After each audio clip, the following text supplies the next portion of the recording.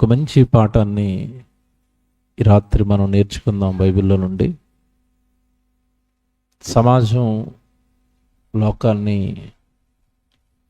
క్రైస్తవుడు చాలా నెమ్మదిగా పరిశీలిస్తూ ఉండాలి. సమాజాన్ని చూస్తున్నప్పుడు సమాజం వెళ్ళే దారిలో లేదా వారు బ్రతుకుతున్నట్టుగా వారి మార్గంలో మనం బ్రతకకుండా మన మార్గం, మన ఆలోచనలు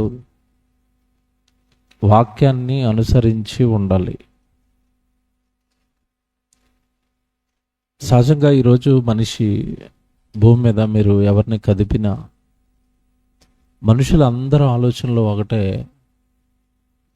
చిన్నపిల్లడు మొదలుకొని పెద్దవాళ్ళ వరకు, ముసలైపోయే వాళ్ళ వరకు అందరి ఆలోచనలు ఒకటేనండి. ఈరోజు ఏంటి ఆలోచనలు అంటే, మేము సంపాదించాలి, సంపాదిస్తాను. ఊర్లో పొలంలో పని చేసుకుంటే ఏమొస్తుంది అంటే, చిన్నోడు బుర్రలో కూడా ఏముంది చెప్పండి?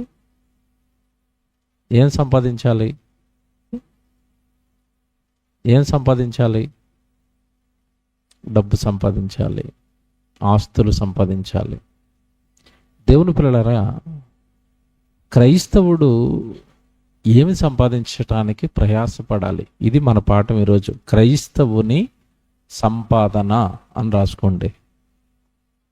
క్రైస్తవుడు ఏమి సంపాదించాలి భూమి మీద?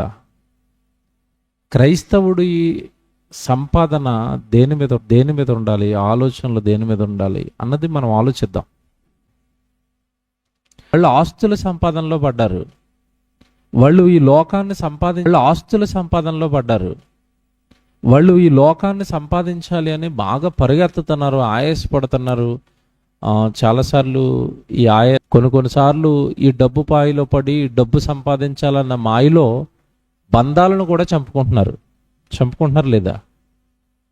డబ్బు మాయలో పడిపోయినోడికండి అన్న, తమ్ముడు, అక్క, చెల్లి ఈ ప్రేమలు ఉంటాయండి? మీరు నిజంగా ఆలోచించండి. ఈరోజు ఏ భర్తల బంధం, పవిత్రమైన బంధం, ఆ బంధాన్ని చంపుకుంటున్నారు. కేవలం మనిషి మెదడండి, ఈరోజు మనిషి ఆలోచనలండి డబ్బు చుట్టూ తిరుగుతున్నాయి. ఈరోజు తిరగటం లేదా?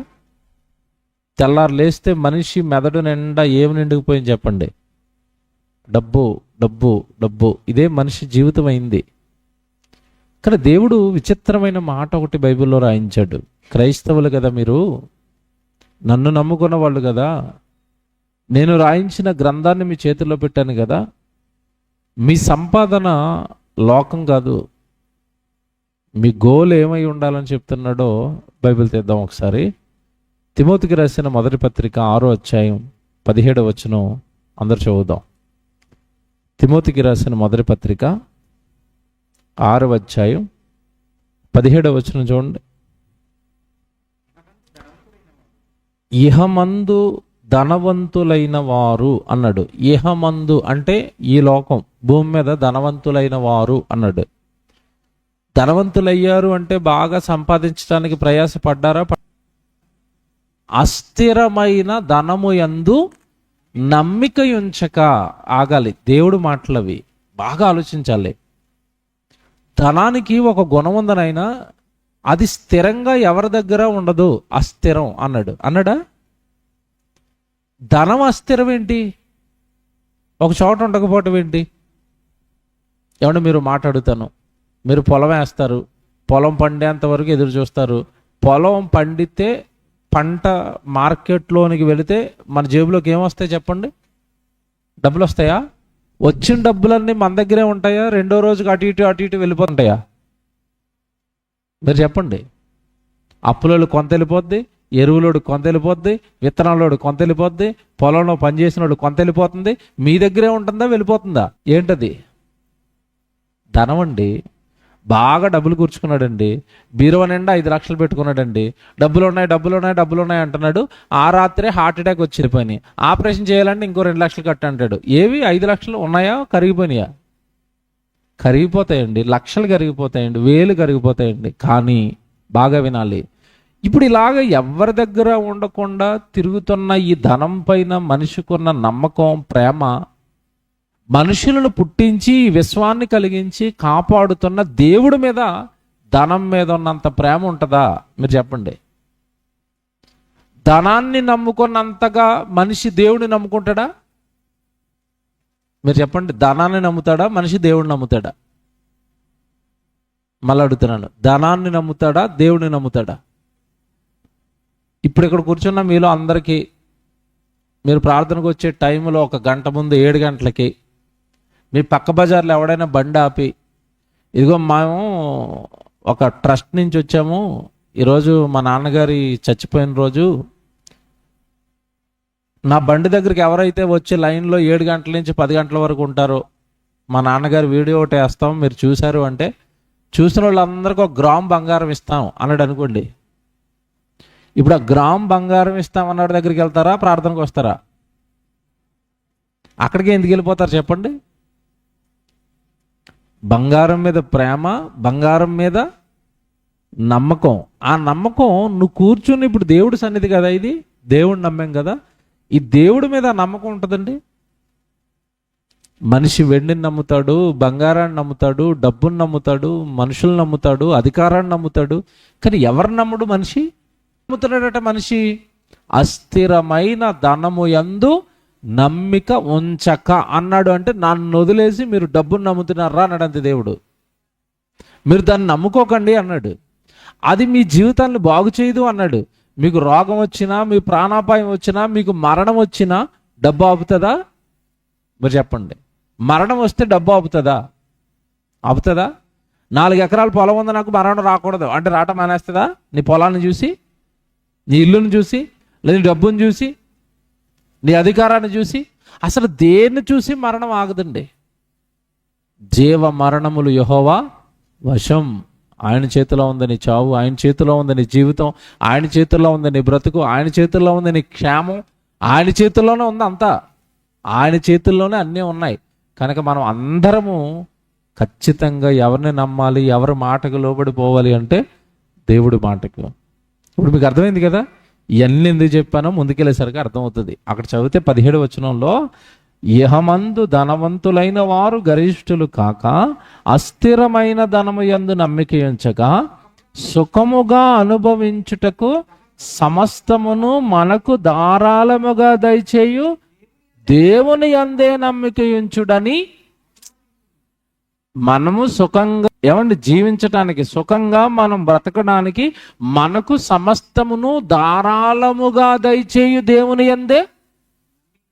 అంటే ఈరోజు గృహాన్ని ప్రారంభించామండి, ఆ కుటుంబానికి ఆ గృహాన్ని ఇచ్చింది ఎవరు చెప్పండి? దేవుడిచ్చాడు కదండి. సుఖంగా జీవించడానికి వచ్చాడు కదండి. శరీరానికి చలి, ఎండ, వేడి, ఈ బాధలన్నీ తప్పించుకొని హాయిగా భూమి మీద ఉన్నంత కాలం వాళ్ళు హాయిగా నిద్రపోవాలని దేవుడు అది ఇచ్చాడు కదండి.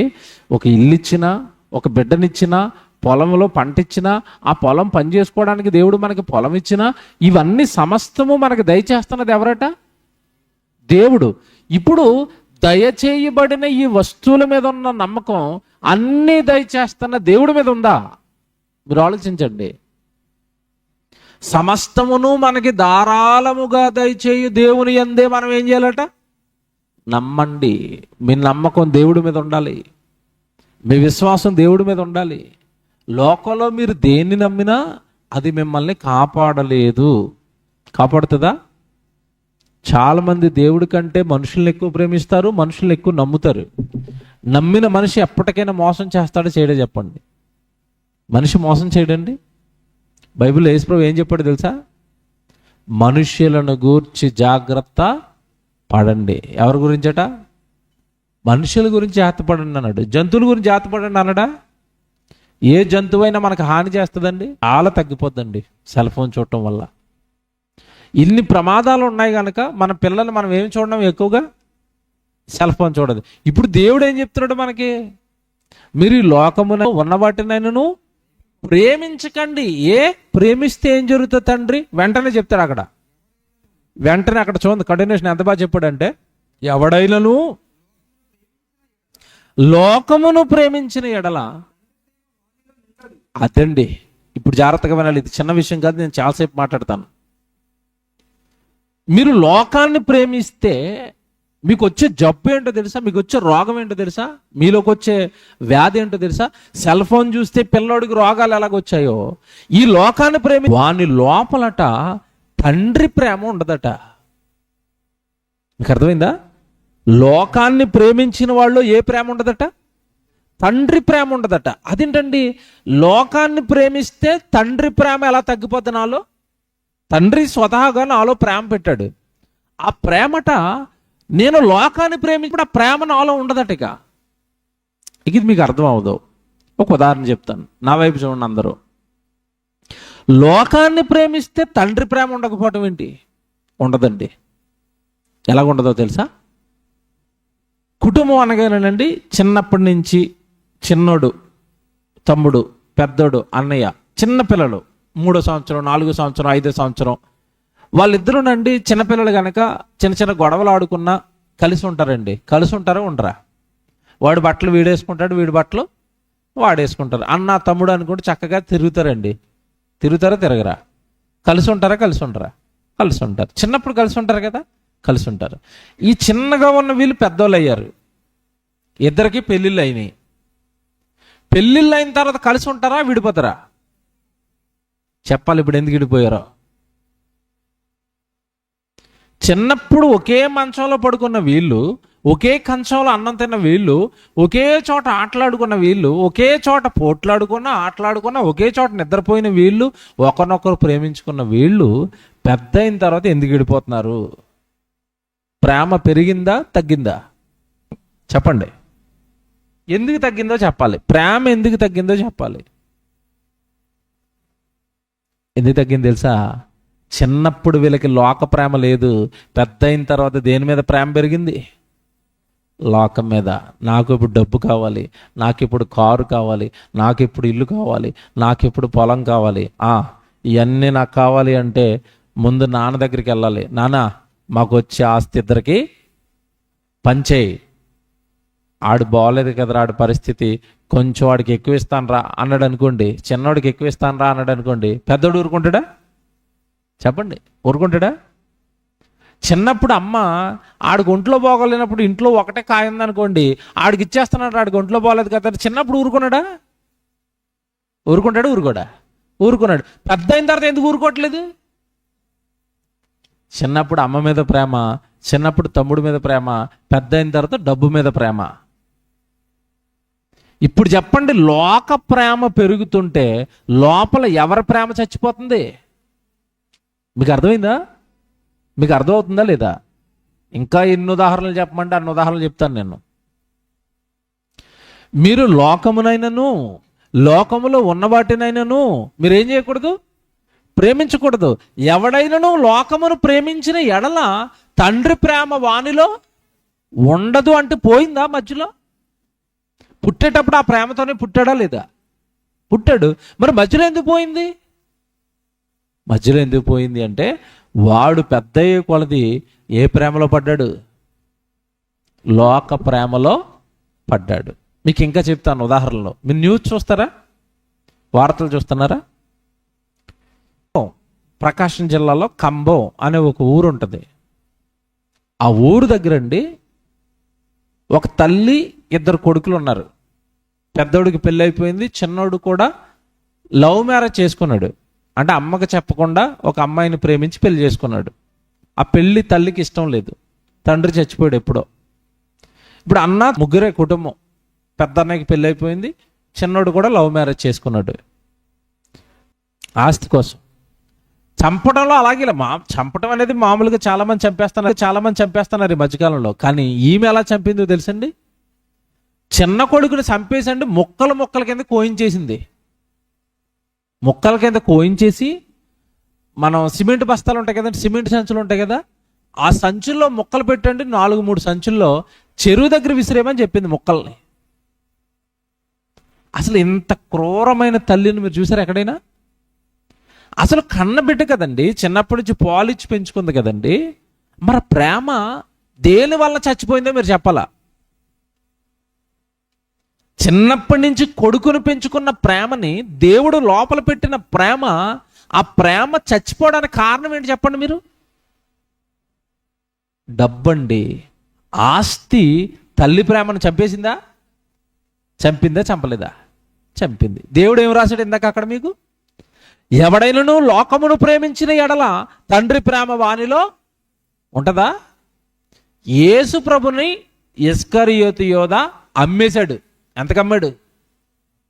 30 వెండి నాణాలకు అమ్మేశాడు. ఏమంటే ఇస్కరియోతు యోధాకి యేసుప్రభు ఏమైనా అన్యాయం చేశాడా? యేసుప్రభు ఇస్కరియోతు యోధాకి ఏమి మేలులు చేయలేదా? చేశాడా? ఏ మేలులు చేశాడు? ఎక్కడో మామూలుగా ఉన్న వ్యక్తిని పట్టుకొచ్చి స్పీకర్ని చేశాడు, వాక్యం చెప్పే వ్యక్తిగా మార్చాడు, దెయ్యాలను వెలగొట్టే వరం ఇచ్చాడు, స్వస్థతలు చేసే వరం ఇచ్చాడు, నాతో పాటు నా శిష్యుడు అని వెనకాల తిప్పుకున్నాడు. యేసుప్రభు వెనకాల తిరగటం అంటే చిన్న విషయం అండి? వెనకాల తిప్పుకున్నాడు. ఇంకా చెప్పనండి, మొత్తం వాళ్ళందరిలోనూ కూడా కానుకలు సంచి పట్టుకెళ్ళి ఎవరి దగ్గర పెట్టాడు? ఇస్కరియోతు యోధా దగ్గర పెట్టాడు. ఇంత గొప్ప అవకాశాలు వాడికి ఇస్తే, ఇంత గొప్పవాడిని చేస్తే, చివరికి యేసుప్రభుని దేనికోసం అమ్మేశాడు? 30 వెండి నాణాలకి అమ్మేశాడు. అంటే ఇప్పుడు ఇస్కరియోతు యోధాలో యేసుప్రభు మీద ఉన్న ప్రేమ చచ్చిపోవడానికి కారణం ఏంటో చెప్పాలా? ఏది చంపేసిందో చెప్పాలా? ఏది చంపింది? ధనం. అంటే ధనం ప్రభునైనా అమ్మేసుకోమంటదా? అమ్మేసుకోమంటది. ధనం తల్లినైనా చంపేమంటదా? చంపే. ధనం భార్యని చంపేమంటుందా? చంపే. ధనం భర్తను చంపేమంటదా? చంపే. ధనం కొడుకుని చంపేమందా? చంపే. ఇప్పుడు ఇవన్నీ చచ్చిపోతున్నారు అంటే, చంపేస్తున్నారు అంటే, వీళ్ళల్లో ఏ ప్రేమ చచ్చిపోయింది చెప్పండి? తండ్రి వాళ్ళల్లో పెట్టిన ప్రేమను లోకం చంపేస్తుంది. బాగా డబ్బు పిచ్చిలో పడిపోయినోడు కండి తల్లి, తండ్రి, తన, పర భేదాలు ఏమైనా ఉంటాయా? వడ్డీ వ్యాపారం చేసే వాళ్ళకి చూడండి, సొంత అక్క డబ్బులు తీసుకున్నా సరే ఏమడుగుతాడు? వడ్డీ ఇచ్చేయాలి అక్క అంటాడు.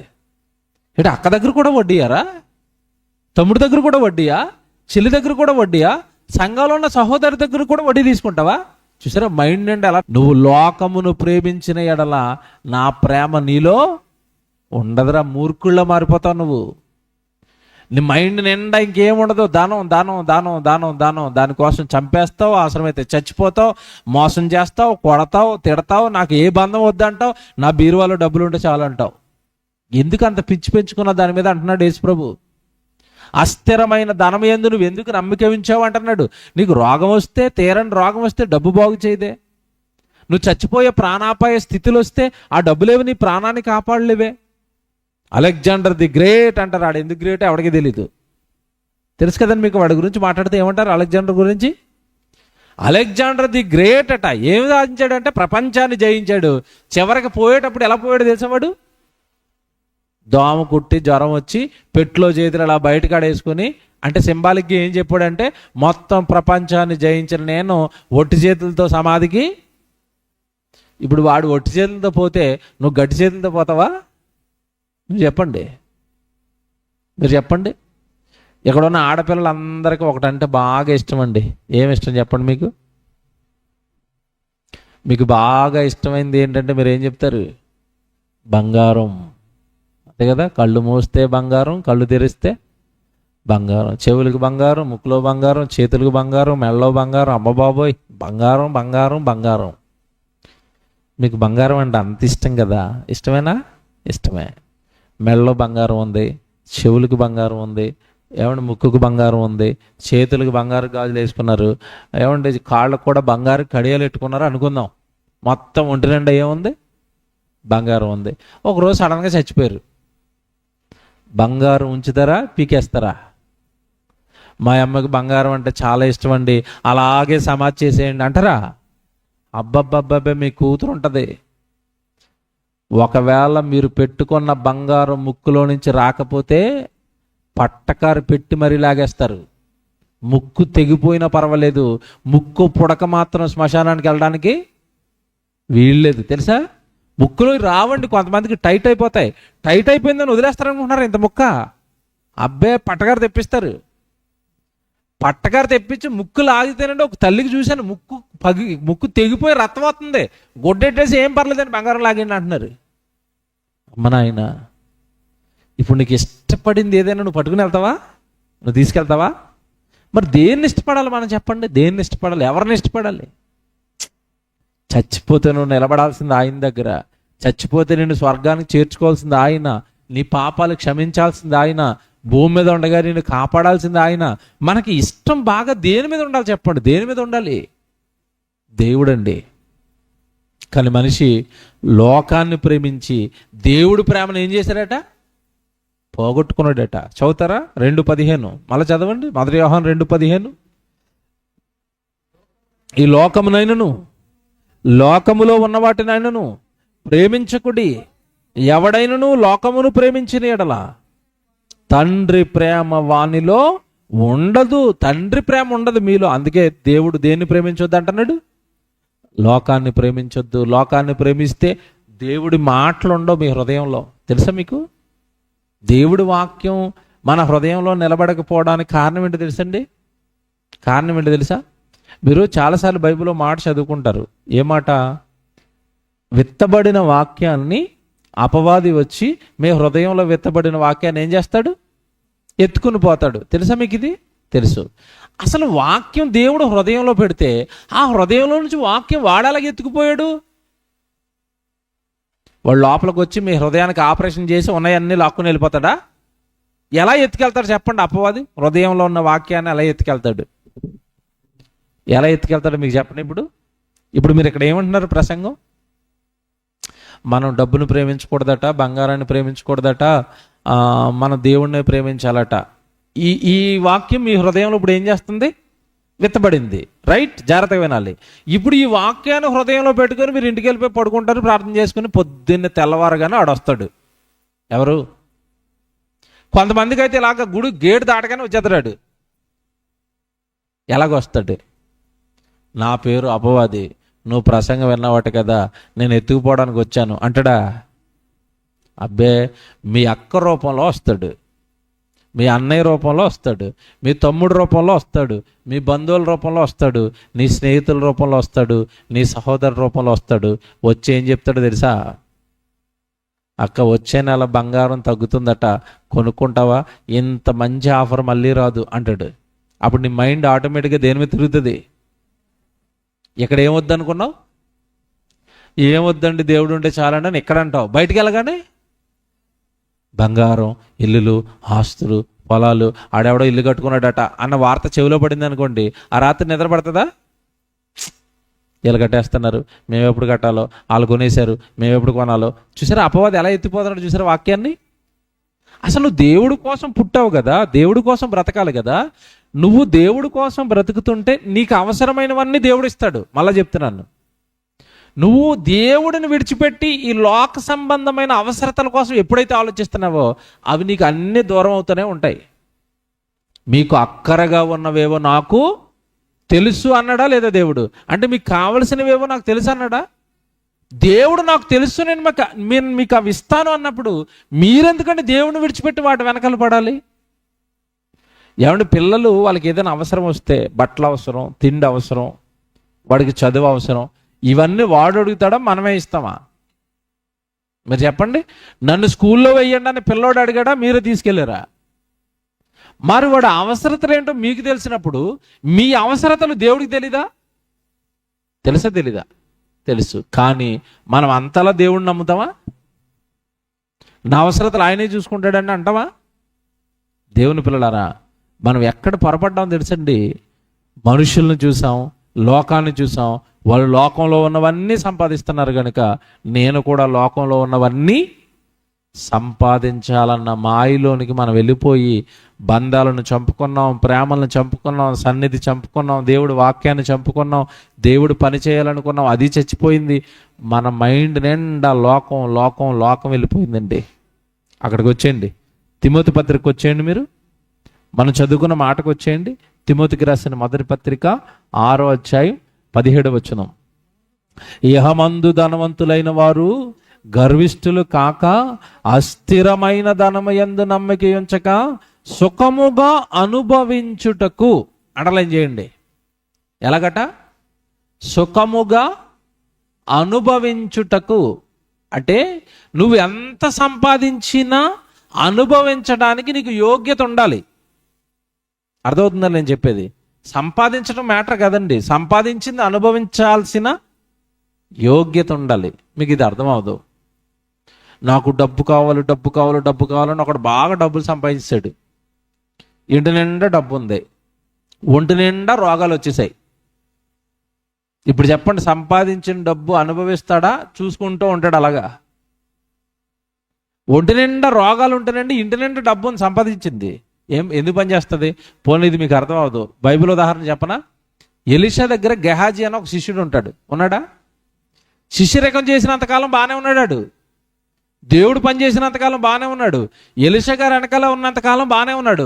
వాడికి వెంటనే మైండ్లో ఏం వెలిగిందంటే డబ్బు మాయ వెలిగిపోయింది. సిరియా సైన్యాధిపతి వచ్చాడు ఒళ్ళు బాగు చేయించుకోవడానికి, కుష్ఠరోగం వాడికి. బాగు చేయించుకున్నాడు. బాగు చేయించుకున్న తర్వాత ఎలీషాకి ఆఫర్లు ఇచ్చాడు, డబ్బు ధనం బాగా పట్టుకొచ్చాను తీసుకోండి అంటే ఎలీషా ఏమన్నాడు?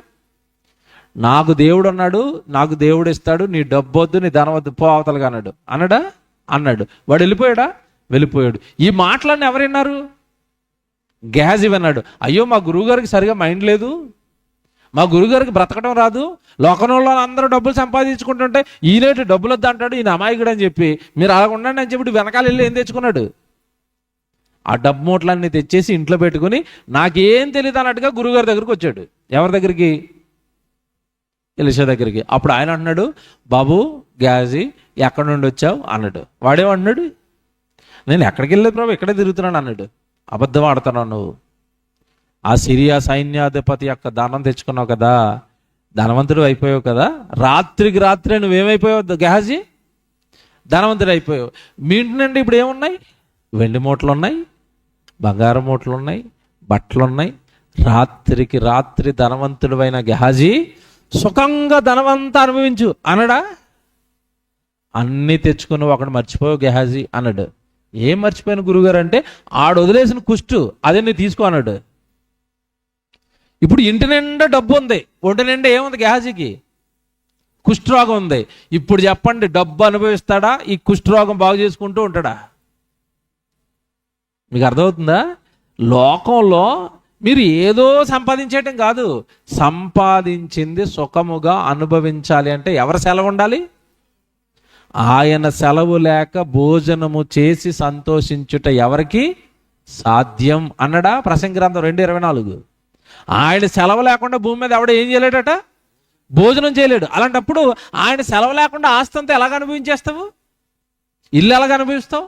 పొలం ఎలా అనుభవిస్తావు? ఎవరి బిడ్డల్ని ఎలాగా చక్కగా ప్రేమగా వాళ్ళ కళ్ళ ముందు నువ్వు చూసుకుని ఉండగలవు? ఏది నువ్వు భూమి మీద చేయాలి అన్నా ఎవరి సెలవు ఉండాలి? దేవుని సెలవు ఉండాలి అన్నప్పుడు నువ్వు అమితంగా ఎవరు నమ్మాలి? దేవుణ్ణి నమ్మాలి. ఇక్కడ ఎంత బాగా రాస్తున్నాడు చూడండి, సుఖముగా అనుభవించుటకు సమస్తమును మనకు ధారాళముగా దయచేయు దేవుని యందే మీరు నమ్మిక ఉంచండి. లోకాన్ని నమ్ముకోకండి, ధనాన్ని నమ్ముకోకండి. మీరు అనుభవించలేరు దేవుడు లేకపోతే అవేవి కూడా అన్నడా? ఇప్పుడు అసలు మాట. తర్వాత మాట చూడండి, అక్కడ వెంటనే తర్వాత మాట చూడండి.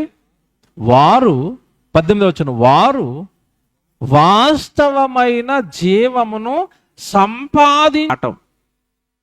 వారు వాస్తవమైన జీవమును సంపాదించుకొని నిమిత్తము అంటే ప్రతి మనిషి, ప్రతి క్రైస్తవుడు దేని సంపాదించుకోవాలట? వాస్తవమైన జీవం. వాస్తవమైన వాస్తవం అంటే అర్థం ఏంటి? నిజం, సత్యం. అది వాస్తవం అండి, ఇది అవాస్తవం అండి అన్నాడంటే అది నిజం. ఇది భూమి మీద ఉన్న ప్రతి వాడు డబ్బు కాదట సంపాదించుకోవాల్సింది. దేన్ని సంపాదించుకోవాలట? జీవం. అంటే మరి ఇప్పుడున్న ఈ జీవితం వాస్తవమైన జీవితం కాదా ఇది? అవునా కదా? మీ ఊరు పేరు ఏం పేరు చెప్పండి? గుడికంబాల. ఇక్కడ పుట్టినోళ్ళు ఎవరైనా ఉన్నారు? ఇక్కడ గుడికంబాల ఊర్లో పుట్టినోళ్ళు ఉన్నారా? ఉన్నారా? ఉన్నారు కదా. ఇప్పుడు ఈ గుడికంబాలలో పుట్టినోళ్ళు ఇది నా ఊరు అంటారు. అంటారా? అనరా? మీ ఊరు ఏం పేరు అని అడిగితే ఏం చెప్తారు? గుడికంబాల. నేను ఒక 100 సంవత్సరాల తర్వాత వచ్చి ఆ వ్యక్తి ఉన్నాడా అని అడిగాను ఊరంతా తిరిగి. ఉంటాడా? ఉండడా? చెప్పండి. ఒక 100 సంవత్సరాల తర్వాత వచ్చి ఇట్లా తిరుగుతున్నాడు పలానా వ్యక్తి ఉంటాడు, ఏడని. ఉన్నాడా? లేడా? ఎక్కడికి వెళ్ళిపోయాడు? చెప్పండి, ఎక్కడికి వెళ్ళిపోయాడు? ఎందుకు చచ్చిపోయాడు? మా ఊరు గుడికంబాల అన్నాడు. మా ఊరు గుడికంబాల అన్న వ్యక్తి ఏడండి? లేడా? ఎక్కడికి వెళ్ళిపోయాడు? అవాస్తవమైన జీవితం నుండి వాస్తవమైన జీవితంలోకి వెళ్ళిపోయాడు. అతను వెళ్ళిపోయాడు, మనం వెళ్ళిపోతామా? వెళ్ళిపోతాం. అంటే ఈ జీవితం వాస్తవమైన జీవితం కాదా? కాదండి. ఎవరు ఉండరండి భూమి మీద. ఉంటారా? ధనవంతులు ఉండరు, పేదవాళ్ళు ఉండరు, చదువుకున్నవాడు ఉండడు, చదువు లేనివాడు ఉండడు, ఆరోగ్యం ఉన్నవాడు ఉండడు, ఆరోగ్యం లేనివాడు ఎవడు ఉండడండి. అంటే ఈ జీవితం వాస్తవమా అవాస్తవమా? వాస్తవమైన జీవితం ఎప్పుడు వస్తుంది మరి? చచ్చిపోయిన తర్వాత ఆత్మకు వచ్చే జీవితమే వాస్తవమైన జీవితం. దాన్ని భూమి మీద ఉండగా నువ్వేం చేయాలట? అది ఊరకనే రాదట. ఆ వాస్తవమైన జీవితం ఊరకనే రాదట. ఆ వాస్తవమైన జీవితాన్ని క్రైస్తవుడు ఏం చేయాలట? సంపాదించుకోవాలి అన్నాడు. సంపాదించుకోవాలి అన్నాడు. వాస్తవమైన జీవితాన్ని ఏం చేయాలట? సంపాదించుకోవాలి. ఏమంటే సంపాదన కష్టమా ఈజీయా? మీరు చెప్పండి. 1,00,000 రూపాయలు సంపాదించడం చాలా ఈజీ అని వాళ్ళు చేయొద్దండి. ఎత్తరా? ఎత్తరు. ఎందుకు? 1,00,000 సంపాదించటం చాలా కష్టం. 1,00,000 సంపాదించడం కష్టమైతే నిత్య జీవాన్ని, పరలోకాన్ని, వాస్తవమైన జీవితాన్ని సంపాదించటం చెప్పండి. హైదరాబాద్లో ఇల్లు కొనడం ఈజీ అని వాళ్ళు చేయొద్దండి. అమ్మ బాబోయ్, హైదరాబాదులో జీవితాన్ని సంపాదించలేని నువ్వు, లేదా బెంగళూరులో జీవితం సంపాదించగలవా? అంటే బెంగళూరులో పెద్ద ఇల్లు కొనేయగలవా? అవదు. చెన్నైలో కొంటావా? అవదు. అమెరికాలో కొంటావా? అవదు. ఎక్కడ ఏమి కొనలేము. ఎందుకంటే ఆ జీవితాన్ని మనం సంపాదించలేము. సిటీస్ అండి అవి. అక్కడ మనం జీవించలేము. కాస్ట్లీగా ఉంటుంది జీవితం. మరి ఇక్కడ ఈ సిటీలో ఉన్న జీవితాన్ని సంపాదించుకోలేని నువ్వు ఎక్కడ జీవాన్ని సంపాదించుకోమంటున్నాడు దేవుడు? వాస్తవమైన జీవితం నీకు ఎక్కడుంది? పరలోకంలో. దాన్ని కూడా భూమి మీద ఉండగా నువ్వేం చేయాలట? ఈజీగా రాదట. దాన్ని కూడా ఏం చేయాలట? మంది ఏం ఫీల్ అవుతారంటే, నేను భక్తిపరుణ్ణి, మరి ఆదివారం వెళ్ళి గుడికి నిద్రపోతున్నాను అంటారు. నువ్వు ఆదివారం గుడికి వెళ్ళొచ్చి వెళ్ళిపోయినంత మాత్రం నీకు పరలోకం రాదు తెలుసా? వాస్తవమైన జీవాన్ని ఏం చేయాలంటున్నాడు అక్కడ? సంపాదించు. పౌలు గారు సంపాదించాడు. ఎలా సంపాదించాడు? జీవితాన్ని పణంగా పెట్టి సంపాదించాడు. తనకున్న ఆస్తంతా పణంగా పెట్టి సంపాదించాడు. యవ్వనేచ్ఛలను అలాగ అక్కడ పెట్టేసి సంపాదించాడు. పౌలు గారు యవ్వనస్తుడే కదండి. పెళ్లి చేసుకున్నాడా? పిల్లలు, సంపాదన, ఉద్యోగం, వ్యాపారం ఏమైనా ఉన్నాయా? అవన్నీ త్యాగం చేస్తాడా దేవుడి కోసం? త్యాగం. అపోస్తలులు త్యాగం, ప్రవక్తలు త్యాగం. మరి నీ జీవితంలో ఏది దేవుడికి త్యాగం? మీకు అర్థమవుతుందా? నిత్య జీవాన్ని సంపాదించుకోవాలట. ఆ పదాల దగ్గర ఆగిపోవాలి. బైబిల్ ఎప్పుడు కూడా అలా రయ్యమని చదువుకుంటే వెళ్ళటం కదా, ఆగాలి. వాస్తవమైన జీవమును సంపాదించుకోను నిమిత్తం అంటే వాస్తవమైన జీవితం సంపాదిస్తేనే కానీ నీకు రాదు. ఎలా సంపాదించాలి చెప్తాడు చూడండి. అక్కడే ఉంది విషయం. వారు వాస్తవమైన జీవమును సంపాదించుకుని నిమిత్తము రాబోవు కాలమునకు మంచి పునాది తమ కొరకు వేసుకొనుచు మేలు చేయువారును. ఒకటి, ఈ వాస్తవమైన జీవాన్ని సంపాదించుకోవాలి అనుకునేవాడు భూమి మీద ఏం చేయాలట? మేలు చేయటం అంటే ఇదిగో ఈ గ్రామంలో ఈరోజు సభ పెట్టారండి. ఈ గ్రామానికి ఆ కుటుంబం ఏం చేస్తుందని చెప్పండి? సభ పెట్టి మేలు చేస్తుంది. వాక్యాన్ని చెప్పించి మేలు చేస్తున్నారు. వాక్యం చెప్పటం మేలు, వాక్యాన్ని ప్రకటించటం మేలు. ఎలా మేలు అవుతుందంటే, విన్నవాడు మారితే, ప్రభువుని అంగీకరిస్తే, వాడు పాపాలు ఒప్పుకుంటే వాడు పరలోకానికి వెళ్ళిపోతాడు. అంతకు మించిన మేలు ఏమైనా ఉంటుందా? మీరు చెప్పండి. అంతకు మించిన మేలు ఏమైనా చేయగలరా మీరు? చేయలేరు. వాస్తవమైన జీవితం మీకు కావాలి అంటే, పరలోకం మీకు కావాలి అంటే, చచ్చిపోయిన తర్వాత మీరు బ్రతకాలి అంటే భూమి మీద ఉండగా ఏం చేయాలో చెప్తున్నాడు. మేలు చేయువారును సత్క్రియలు అనుధనము గలవారును. ఆగండి, మన పాఠం ఏంటి చెప్పండి? క్రైస్తవుని సంపాదన ఏది సంపాదించాలట? ఏ ధనం సంపాదించాలట? సత్క్రియలు అనుదానము అన్నాడు. ఈ ధనం ఒకటి ఉందని ప్రపంచానికి తెలుసా? సత్క్రియలు అనే ధనం ఏంటి? సత్క్రియలు అంటే ఏంటి?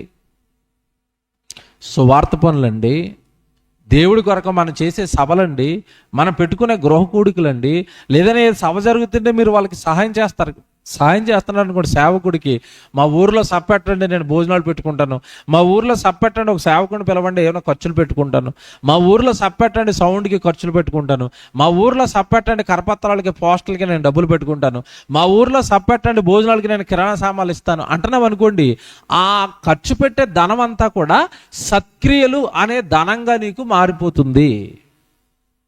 ఈ ధనం భూమి మీద ఉండగా నువ్వు సంపాదించాలి. ఏమన్నా మేము చాలామంది గృహాల్లో భోజనం చేయడానికి వెళ్తామండి. వాళ్ళు మాకు భోజనం పెడుతున్నప్పుడు వాళ్ళ ఇల్లు అంతా చూస్తే ఏం కనపడతాయంటే వాళ్ళు సేవకులతో పాటు చేసిన మీటింగ్ యొక్క పోస్టర్లు కనపడతాయండి, కరపత్రాలు కనపడతాయి వాళ్ళ ఇంటి నిండా, లేదా ఫ్రేములు కనపడతాయి వాళ్ళ నిండా. వాళ్ళని చూడగానే వాళ్ళు ఈ మీటింగ్ చేశారా అంటే వాళ్ళు ఏం కూర్చుకున్నారు చెప్పండి? మీటింగ్ చేసి ఏం కూర్చుకున్నారు? సత్క్రియలు అనే ధనాన్ని పరలోకంలో కూర్చుకున్నారు. ఎందుకంటే యేసుప్రభు చెప్పాడు కదా, భూమి మీద మీ కొరకు ధనమును కూర్చుకొనవద్దు, పరలోకమందు మీ కొరకు ధనమును కూర్చుకోనండి. ఎలాగ అక్కడ మేము కూర్చుకోవాలి అంటే, భూమి మీద నువ్వు దేవుడి కోసం ఖర్చు పెట్టే ప్రతి రూపాయి సత్క్రియ అనే ధనంగా మారి పరలోకంలో నీకు కూర్చబడుతుంది. మీకు అర్థమవుతుందా? మేము పాటలు చేయిస్తాము, పాటలకి చాలామంది పిల్లలు సహాయం చేస్తారు. సహాయం చేస్తున్నారు అంటే ఆ పాట ప్రజల్లోనికి వెళ్ళి ప్రజలు దాన్ని చూస్తున్నప్పుడు తండ్రైన దేవుడికి వచ్చే ప్రతి ఫలము ఎవరు అకౌంట్లో పడతాయి చెప్పండి? ఆ ఫలం అంతా ఎవరు చెప్పండి? ఆ పాటల కొరకు వాళ్ళ ధనాన్ని పెడుతున్న పిల్లలది, ప్రసంగాలకు ధనాన్ని పెడుతున్న పిల్లలది, మీటింగుల కొరకు ధనాన్ని పెడుతున్న పిల్లలది. వాళ్ళకి ఫలం అండి. ఎక్కడ ఫలం? ఎక్కడ ఫలం? పరలోకమందు వారు దేవుని కొరకు ఏమంటే వాళ్ళ కొరకు పరలోకంలో ఉన్న దేవుని దగ్గర ఏం సమకూర్చుకుంటున్నారు? సత్క్రియలు అనే ధనం. మీకు మాట్లాడుతారండి, చచ్చిపోయే టైంకి అతని దగ్గర డబ్బులు ఏమి లేవు, కానీ బ్రతుకున్నంత కాలం పాటలు, మీటింగులు, సువార్తలు, చక్కగా సంఘంలో ఉండి సన్నిధిలో ఉండి బాగా పనిచేశాడు. భూమి మీద ఏ డబ్బు లేకుండా చచ్చిపోయాడు. పరలోకానికి వెళ్తాడా, నరకానికి వెళ్తాడా చెప్పండి? ఏ లోకానికి వెళ్తాడు? పరలోకానికి వెళ్తాడు. భూమి మీద ఉండగా మొత్తం రాత్రి పగల్లో కష్టపడి పనిచేసి భూములు సంపాదించి ఆస్తులు సంపాదించి దేవుడికి ఏమి చేయకుండా, చిల్లిగవ్వ దేవుడికి పెట్టకుండా ఇంటి నిండా ఒక 200 ఎకరాలు భూమి సంపాదించి చచ్చిపోయాడు. నరకానికి వెళ్తాడా, పరలోకానికి వెళ్తాడా? ఇప్పుడు సంపాదన నరకానికి తీసుకెళ్తుందా, దేవుడి దగ్గర తీసుకెళ్తుందా? నరకానికి. అదే దేవుడి కోసం ఏమైనా సత్క్రియలు చేస్తే ఎక్కడ పోతాడు? ఎంత బాగా రాశాడు చూసారా? సత్క్రియలు అనుధనము గలవారునంటే నాకు ఇల్లు ఉంది, పొలం ఉంది, ఆస్తి ఉంది, డబ్బులు ఉన్నాయి, బీరో ఉండండి అనకో. దేవుడు నీకు పరలోకాన్ని ఇవ్వాలంటే ఏ ధనం ఉందని అడుగుతాడు? ఏ ధనం అడుగుతాడు చెప్పండి? సత్క్రియ అనే ధనం ఉందా? ఈ ధనాన్ని ఏమన్నా సంపాదించావా? ఎప్పుడైనా మీటింగులు పెట్టావా? ఎప్పుడైనా సభలు పెట్టావా? ఎప్పుడైనా దేవుడి కొరకు ఈ సంఘంలో ఏమైనా వస్తువులు కొన్నావా? నీ వలన దేవుడికి ఏదైనా సేవ జరిగిందా, పని జరిగిందా? నీ వస్తువులు ఏమైనా దేవుడికి ఉపయోగపడ్డాయా? నీ గృహం ఏమైనా దేవుడికి ఉపయోగపడిందా? ఎప్పుడైనా సేవకులు మీ ఇంట్లో చేర్చుకుని భోజనం పెట్టారా? ఏం చేశారు మీరు దేవుడికి? నేను ఆకలి కొంటిని, మీరు నాకు ఆహారం పెట్టారు. నేను దప్పికొంటిని, మీరు నాకు దాహంకి ఇచ్చారు. ఎవరంటున్నారు ఈ మాటలు? యేసు ప్రభు. వాళ్ళంటున్నారు నీతిమంతులు, ప్రభు మేమెప్పుడు ప్రభు నీకు పెట్టుకున్నామంటే ఆయన అన్నాడు, మిక్కిలి అల్పులైన ఈనా సహోదరుల్లో ఒకనికి మీరు చేసితిరి గనుక నాకు చేసినట్టే అన్నాడు. అంటే యేసు ప్రభుకి పెట్టుకోవడం అంటే అర్థం ఏంటంటే, సహోదరుడికో సేవకుడికో నువ్వు ఏదైనా సహాయం చేస్తే ఆ సహాయం ఎవరి దగ్గరికి వెళ్తుంది? యేసు ప్రభు దగ్గరికి వెళ్తుంది. మీకు అర్థమైందా? యేసుక్రీస్తుల వారు 2వ రాకడలో ఆయన ముందు నిలబడితే ప్రజలందరూ క్రీస్తు న్యాయపీఠం ఎదుట వాళ్ళందరినీ 2గా విడగొట్టేశాడు. విడగొట్టాడా? ఎడం పక్క, కుడి పక్క. ఈ కుడి పక్క ఉన్న వాళ్ళు అన్నాడు, నా తండ్రి చేత ఆశ్రదింపబడిన వాళ్ళారా రండి, తండ్రి మీ కొరకు ఏర్పాటు చేసిన నిత్యరాజ్యాన్ని మీరు స్వతంత్రించుకోండి అన్నాడు. ఎడం పక్కన ఉన్న వాళ్ళు అన్నాడు, మీరు శపింపబడిన వాళ్ళారా అన్నాడు. ఇంతకీ వీళ్ళకి వచ్చిన ఆశీర్వాదం పరలోకం ఎందుకు వచ్చింది, వీళ్ళకి శాపం ఎందుకు వచ్చిందంటే ఆయన క్లియర్గా చెప్పాడు, నేను భూమి మీద ఆకలి కొన్నాను, ఈ ఎడం పక్క ఉన్న వాళ్ళారా మీరు నాకేం పెట్టలేదు, ఆహారం పెట్టలేదు, భోజనం పెట్టలేదు అన్నాడు. వాళ్ళు అంటున్నారు, ప్రభు నువ్వెప్పుడు ప్రభు ఆకలేస్తుంది అన్నావు అంటే, నీ చుట్టూ నా కొరకు బ్రతుకుతున్న వాళ్ళు చాలామంది ఉన్నారు, వాళ్ళు చక్కగా దేవుడు సేవలో కొనసాగుతున్నారు, ఆ సేవకు అవసరం ఉందని మీకు చాలాసార్లు చెప్పారు, కనీసం నీకున్న ధనాన్ని దేన్ని కూడా ఆ సేవకు కానీ ఆ పనికి కానీ నువ్వు వాడలేదు అన్నాడా? అన్నాడు. అంటే ఇప్పుడు మీకు ఏం అర్థం అవ్వాలి చెప్పండి? మీకేం అర్థం అవ్వాలి? దేవుడి కోసం భూమి మీద ఉండగా సత్క్రియలు అనే ధనాన్ని సంపాదిస్తేనే తప్ప మీరు వాస్తవమైన జీవాన్ని మీరు సంపాదించుకోలేరు. కనుక క్రైస్తవుని సంపాదన లోకం కాదు, క్రైస్తవుని సంపాదన సత్క్రియలు, క్రైస్తవుని సంపాదన ఆత్మలు, క్రైస్తవుని సంపాదన నిజంగా దేవుని కార్యక్రమాలు. ఇవై ఉండాలి నీ సంపాదన. సామెతల గ్రంథం 11వ అధ్యాయం. భక్తిహీనులు, లోకంలో దేవుడిని ఎరగని వాళ్ళు లోకాన్ని సంపాదిస్తున్నారు. వాళ్ళ గతి ఏమవుతుందో చెప్తాడు దేవుడు. సామెతల గ్రంథం 11వ అధ్యాయం 18వ వచనం చూడండి బైబిల్లో. సామెతల గ్రంథం 11వ అధ్యాయం 18వ వచనం చదువుతున్నారు. భక్తిహీనుడు అంటే దేవుణ్ణి నమ్మకుండా, భక్తి లేకుండా భక్తిహీనుడు సంపాదిస్తున్నాడు. భక్తిహీనుని సంపాదన వానిని మోసము చేయను. పాప ఏం మాట అండి ఇది? సంపాదన వాడిని ఏం చేస్తుందట? అదేంటి సంపాదన మోసం చేయటం ఏంటి? సంపాదన మోసం చేస్తుందా? మోసం చేసిందండి ఒక వ్యక్తిని. ఎవరిని చెప్పండి? ఇందాక చెప్పిన గెహాజీని సంపాదన ఏం చేసింది చెప్పండి? సంపాదన భాగ్యవంతుడిని చేసిందా, మోసం చేసిందా? ఇస్కరియోతు యోధా సంపాదన ఇస్కరియోతు యోధాను గొప్పవాడిని చేసిందా, ఊరేసుకున్నాడు చేసిందా? సంపాదన మనిషిని ఏం చేసిందండి? అదేంటి సంపాదన మోసం చేయటం ఏంటి? ఇవి బైబిల్లో చరిత్రలో. లోకంలో చరిత్ర చెప్తాను ఇప్పుడు ఒకటి. మీకు సెల్ ఫోన్లు ఉంటాయి కదా, ఈ సెల్ ఫోనుల్లో బాగా కాస్ట్లీ సెల్ ఫోన్ ఏంటో తెలుసా మీకు ఎవరికైనా? చెప్పండి. ఏ ఫోన్ ఎక్కువ రేటు? యాపిల్ ఐఫోన్ అంటారు తెలుసా? Apple company. యాపిల్ బొమ్మ ఉండి సగం మొక్క కొరికేసినట్టు ఉంటుంది, చూసారా? యాపిల్ కంపెనీ ఫోన్లు చాలా కాస్ట్లీ అండి, రేట్ ఎక్కువ. యాపిల్ కంపెనీ ల్యాప్టాప్లు ఉంటాయి, అవైతే లక్షల్లో ఉంటాయి, మనం కొనలేం. ఇప్పుడు ఒక మాట అడుగుతాను నేను. ఈ కంపెనీ అధినేత ఎవరో తెలుసండి? చచ్చిపోయాడండి. అతని పేరు స్టీవ్ జాబ్స్. ఈ యాపిల్ కంపెనీ CEO, హెడ్, నిర్మించిన వాడు, కంపెనీని స్థాపించిన వాడు స్టీవ్ జాబ్స్ అతని పేరు. అతనండి చాలా కష్టపడి కంపెనీని పెట్టాడండి. అసలు రాత్రి పగల్లో కష్టపడ్డాడు కంపెనీని గొప్ప చేయడానికి, కంపెనీని ప్రజల్లోకి తీసుకెళ్ళడానికి. పిల్లలతో ఉండేవాడు కాదట, భార్యతో ఉండేవాడు కాదట, బంధువులతో ఉండేవాడు కాదట, స్నేహితులతో ఉండేవాడు కాదట. ఎప్పుడు మీటింగులు, కార్యక్రమాలు, ఆఫీసు, సెల్ ఫోన్లు, పని అని అసలు నిద్రపోకుండా రాత్రి పగల్లో కష్టపడండి కంపెనీని పెట్టి కంపెనీని గొప్ప కంపెనీ చేస్తాడండి. ఏం కంపెనీ? Apple company. జాగ్రత్తగా వినాలి. బాగా గొప్పోడైపోయాడు, కంపెనీ పెద్దదైపోయింది, లక్షల రూపాయలు ఉన్నాయి, కోట్ల రూపాయల ఆస్తి అయిపోయింది. ఒకనొక రోజండి ఈ స్టీవ్ జాబ్స్ అనే వ్యక్తికి క్యాన్సర్ వచ్చింది. హాస్పిటల్కి వెళ్ళాడు. టెస్టులు చేశారు డాక్టర్లు. టెస్టులు చేసి ఏమన్నారంటే, నువ్వు ఇంకా ఎక్కువ కాలం బతకో, చచ్చిపోతావని చెప్పారు. అప్పుడు మంచం మీద పడుకుని ఏడుతున్నాడండి. దేనికోసం ఏడుతున్నాడు? అసలు నేను ఎంత కష్టపడి సంపాదించిన సంపాదన ఎవరి కోసం సంపాదించాను? కొద్ది రోజులు ఇతను చచ్చిపోతాడా? చచ్చిపోతాడు. మరి రాత్రి పగలతో పిల్లలతో లేను, కుటుంబంతో లేను, దేవుడినా విడిచిపెట్టేశాను, డబ్బు మాయలో పడి ఇంతకీ నేను ఏం సాధించానో నాకు అర్థం అవ్వట్లేదు అన్నాడు. ఇంతకు మించి మీరు ఏం సాధిస్తారో చెప్పండి? స్టీవ్ జాబ్స్ కంటే ఎక్కువగా మీరు ఏమైనా సాధిస్తారా? ఆయన యాపిల్ కంపెనీ పెట్టాడు, మీరేమైనా పుచ్చకాయ కంపెనీ పెడతారా? మీరు చెప్పండి, అతనికంటే మీరు గొప్ప వాళ్ళు అవ్వగలరా లోకంలో? అవ్వలేరండి. ఇప్పుడు అంత గొప్పోడే చివరిలో ఏం చేస్తున్నాడు? అతను ఏడుస్తున్నాడు. నేనేం సాధించానో నాకేమీ అర్థం కాలేదు.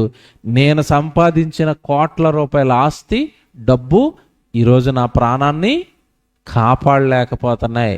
నా డబ్బు నన్ను మోసం చేసింది అన్నాడా? ఇప్పుడు ఆ మాట చదవండి బైబిల్లో. ఎంత మంచి దేవుడు అండి మన దేవుడు. మనం అలా మోసపోకూడదని, మనం అలాగే ఏడవకూడదని ఎంత మంచి మాటలండి బైబిల్లో రాయించాడు దేవుడు. 11వ అధ్యాయం 18వ వచనం మళ్ళీ చదువుతారా? సామెతలు 11:18.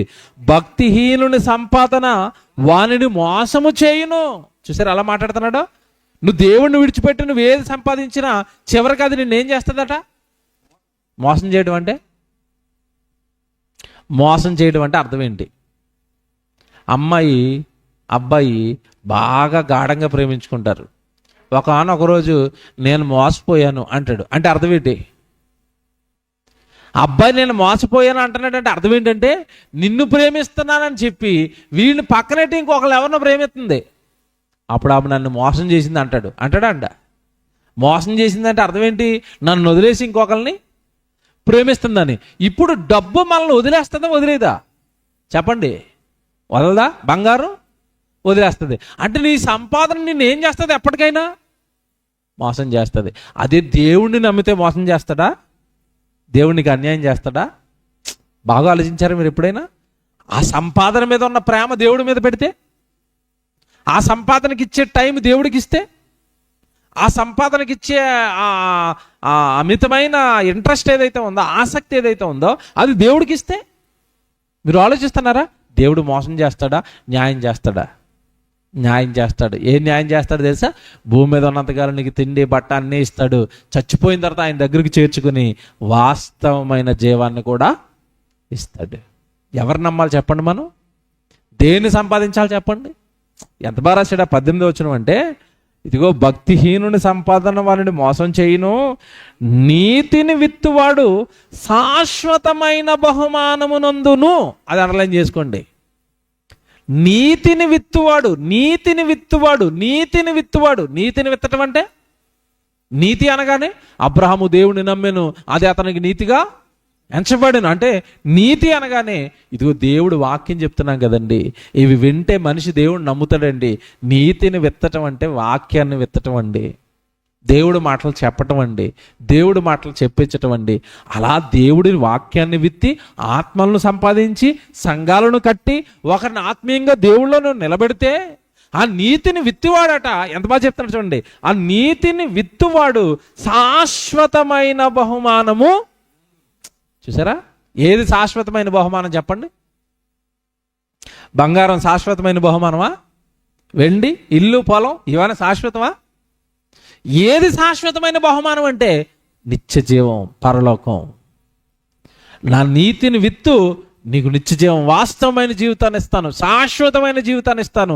ఆ జీవితానికి నాశనం లేదు, అక్కడ ఆకలి దెబ్బలు లేవు, అక్కడ రోగాలు లేవు, అక్కడ ఎండ దెబ్బ లేదు, అక్కడ వడదెబ్బ లేదు, అక్కడ ఆకలి దెబ్బ లేదు, అక్కడ చెడ్డవాళ్ళు ఉండరు, మూర్ఖులు ఉండరు. ఎక్కడ? పరలోకంలో. ఎంత బాగుంటుందండి ఆ లోకం. మీకు ఎంత వాక్యం చెప్పినా, ఇక్కడ కూర్చున్న వాళ్ళు ఈ వాక్యం వింటున్నంతసేపు ఆనందంగా ఉన్నా, ఏమండి ఈ గుమ్మం దాటి బయటికి వెళ్ళిపోగానే మీకు బాధలు, కష్టాలు, శ్రమలు, కన్నీళ్ళు ఉన్నాయా లేవా? ఉన్నాయా? ఈ ముందు కూర్చున్న పిల్లలైతే తెల్లారితే బడికి వెళ్ళాలి, ఈయన ఎప్పుడు వదులుతాడు అనుకుంటారు. ఇలా ఊక్కుంటా, వాళ్ళది అది భయం, వాళ్ళకి అది టెన్షను. బడి ఏమండి ఇంకొక అతనే ఇక్కడ పొలం విత్తనాలు వేసినాయని కూర్చున్నాడు అనుకోండి, ఈయన ఎప్పుడో వేస్తాడో పడుకుని పొద్దున్న వెళ్ళి కలుపు తీసుకోవాలా. అంతే కదండి. పొలానికి పనికి వెళ్ళే వాళ్ళు ఈయన వదిలేస్తే బాగుంది, త్వరగా పోయి పడుకుని పొద్దున్నే పనికి వెళ్ళిపోవాలా. ఏంటండి బుర్రండి? ఏంటి ఇవన్నీ? మీకు ఇవన్నీ ఏంటి చెప్పండి? శ్రమలు కదా. పరలోకం వెళ్తే తెల్లవారుగానే పొలానికి వెళ్ళిపోవాలి లేచి. అనుకుంటావా? పొలం ఉంది అక్కడ, వ్యవసాయం చేయాలా, నువ్వు సంపాదించుకోవాలా, ఏం కావాలో చెప్పు నాన్న నేనే పెట్టేస్తానంటాడు. ఎవరు? దేవుడండి. మీకు తెలీదు. పరలోకం వెళ్ళిపోతే మనం సంపాదించుకోవడం కాదు. ఏం కావాలో అడుగు నాన్న, భూమి మీద నా కోసం బతికొచ్చావు కదరా, భూమి మీద నా కోసం పనులు చేసావు కదరా, భూమి మీద నా కోసం కష్టపడ్డావు కదరా, భూమి మీద నా కోసం కుటుంబాన్ని వదిలేసి, గ్రామాన్ని వదిలేసి, నీ సుఖాలను వదులుకొని బతికావు కదరా, నువ్వు చేసింది చాలు నాన్న, నీకేం కావాలో చెప్పరా, నేను ఉన్నాను ఇక్కడ అంటాడు. ఎవరు? దేవుడండి. మీకు ఏమనిపిస్తుందో? బతికినంత కాలం దేవుడి కోసం బ్రతికి మనం ఏం సంపాదించాలో తెలుసా? వాస్తవమైన జీవాన్ని సంపాదించాలి. సంపాదించాలంటే నువ్వు ఒకటి పని చేయాలట కింద. నీతిని విత్తువాడు శాశ్వతమైన బహుమానమును పొందుతాడు. ఆ వాస్తవమైన జీవితం ఊరికే రాదట. ఏం విత్తాలట? నీతిని. మీ గ్రామంలో ఉన్న వాళ్ళకి వాక్యం చెప్పావా? మీ బంధువులకి వాక్యం చెప్పారా? మీ బంధువులకి దేవుడి గురించి పరిచయం చేశారా? చచ్చిపోయి వాళ్ళు నరకానికి వెళ్ళిపోతారు, ఆ జాలి వాళ్ళ మీద మీకుందా? ఉంటే నువ్వు దేవుడు పనిచేస్తావు, ఉంటే వాక్యం గురించి ఆలోచిస్తావు, ఉంటే వాళ్ళకి దేవుడు వాక్యం చెప్పాలని ఆలోచించుకుంటావు. ఎంత బాగున్నాయండి వచనాలు, ఎంత బాగున్నాయండి.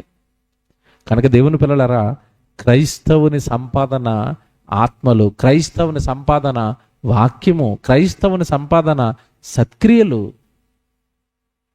లోకంలో చిన్నప్పటి నుంచి మీరు ఒక సామెత వింటారు. ఏం సామెత తెలుసా? రాజుల సంపాదన రాళ్ల పాలు. విన్నారా? రాజులు సంపాదించిందంతా దేని పాలు అవుతుందట? అదేటండి, ఇది రాజులు సంపాదించింది వాళ్ళు అనుభవించరా?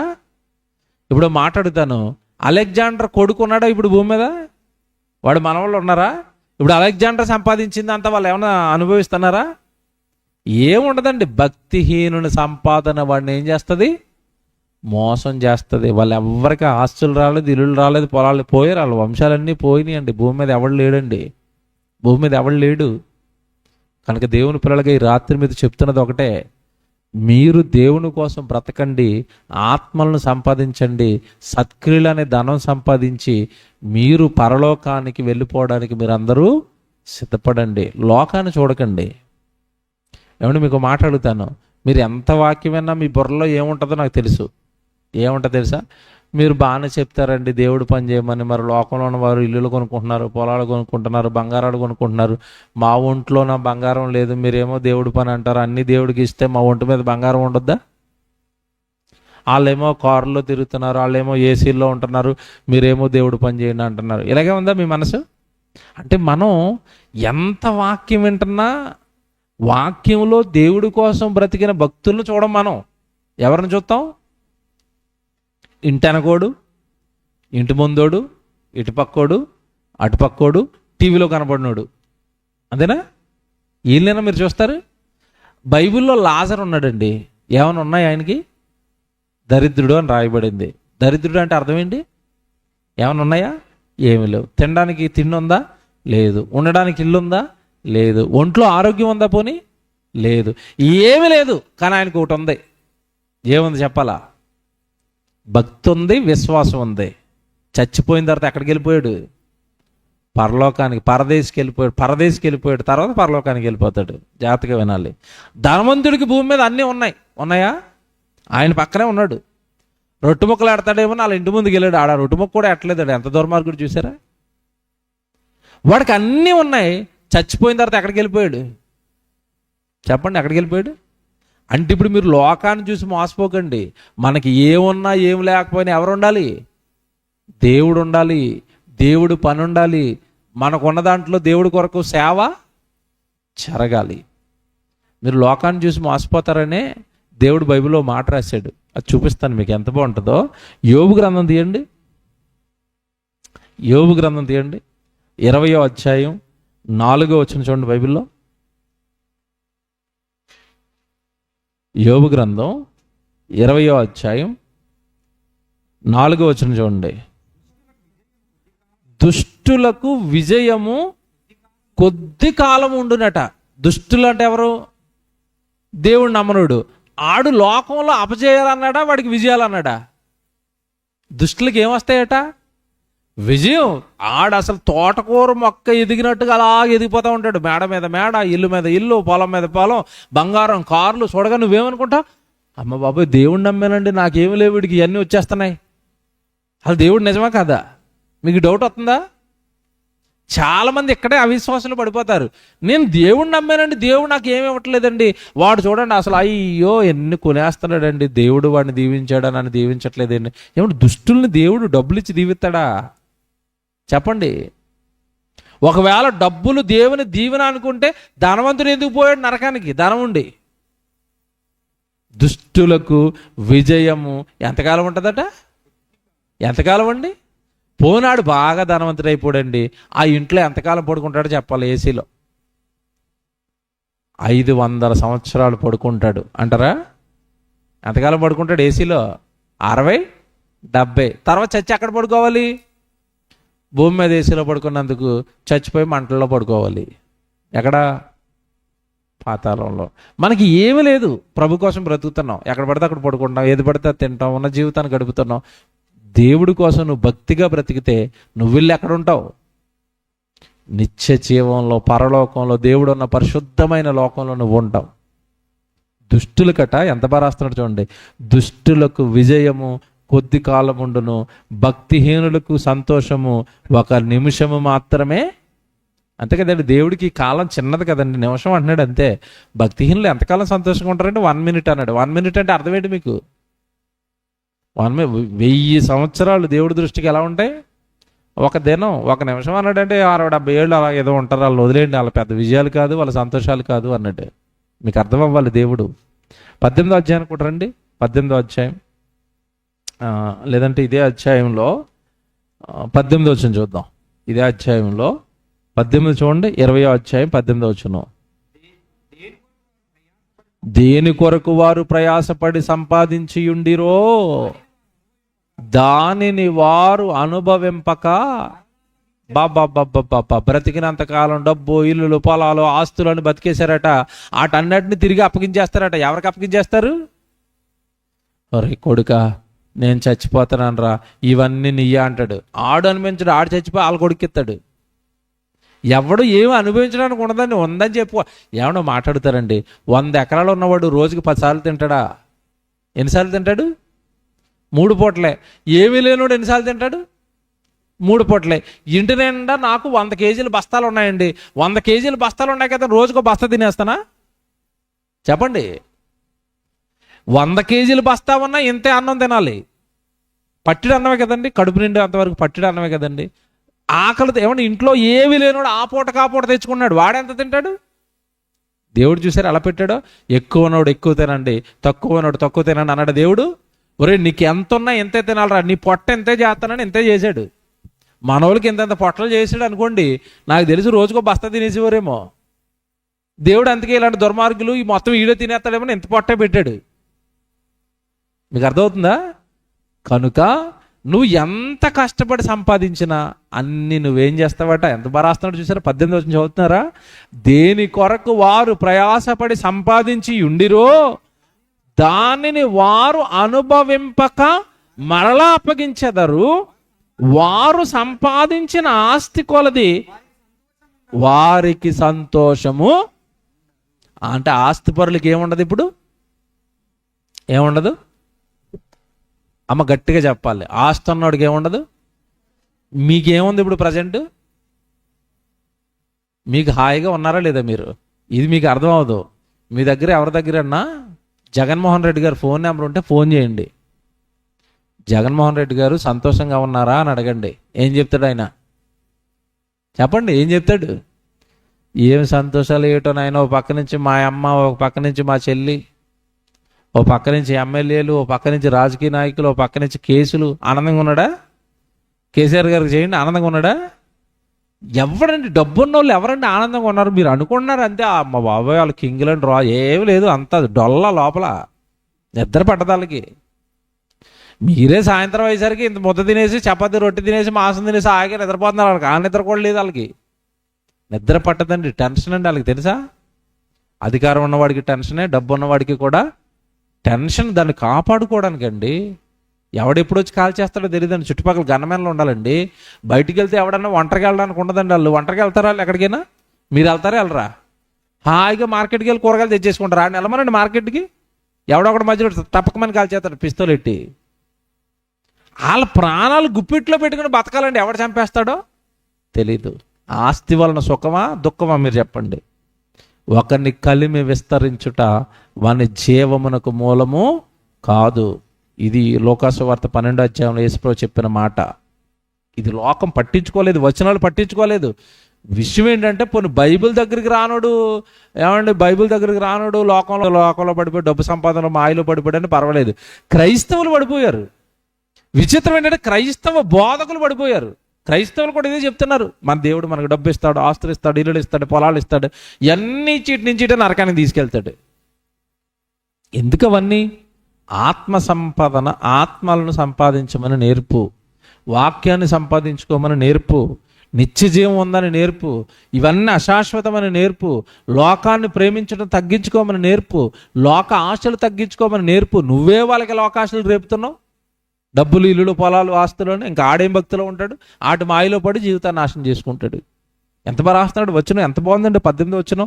దేని కొరకు వారు ప్రయాసపడి సంపాదించి ఉండిరో దానిని వారు అనుభవింపక మరలా అప్పగింతురు. వారు సంపాదించిన ఆస్తి కొలది వారు సంతోషంగా ఉండరు. 19వ వచనం వారు బేదలను ముంచి విడిచిపెట్టిన వారు వారు బలాత్కారము చేత వాటిని ఆక్రమించుకొని దాన్ని కట్ట పూర్తి చేయరు. వారు ఎడతగక ఆశించిన వారు తమ ఇష్ట వస్తువులలో ఒకదాని చేతనైనను తమ్మును తాము ఎంత లోకాన్ని ఇష్టపడ్డారో అందులో ఒకదాని చేత కూడా తమ్మును తాము వాళ్ళు ఏం చేయలేరట, రక్షించుకోలేరట. అవి వస్తువులు వాళ్ళని రక్షించవట. ఏమంటో మాట్లాడుతాను, బైబిల్ క్లారిటీగా చెప్తాను ఒక మాట. చాలామంది బోధకులకు సైతం ఇది అర్థం కాలేదు. దేవుడి పేరట ఆస్తులు, ఇల్లులు, పొలాలు ఇవి మనం ప్రకటించకూడదంటే చాలామంది ఏమంటారంటే, మరి అబ్రహాం గారిని ధనవంతుడిని చేసింది ఎవరు అంటారు. అంటున్నారా అనరా? ప్రశ్న బాగుంది, సమాధానం చెప్తాను నేనే. నా ప్రసంగానికి నేనే కౌంటర్ వేసుకుంటాను. ఆస్తులు సంపాదించొద్దు, ఇల్లులు సంపాదించొద్దు, పొలాలు సంపాదించొద్దు అంటున్నారు. యోబుకు 2 అంతల ఆస్తినిచ్చింది ఎవరు అంటాడు. అప్పుడు మీరు ఏం సమాధానం చెప్తారు? మాకేం తెలియదండి, ఆ పాస్టర్ గారు చెప్పారు, ఇది విన్నాం అంటారా? నో. అబ్రాహామును ధనవంతుని చేసింది దేవుడే. మళ్ళీ చెప్తున్నాను, జాగ్రత్తగా వినండి. యోబును ధనవంతుని చేసింది దేవుడే. వాళ్ళకి ధనాన్ని ఇచ్చింది దేవుడే.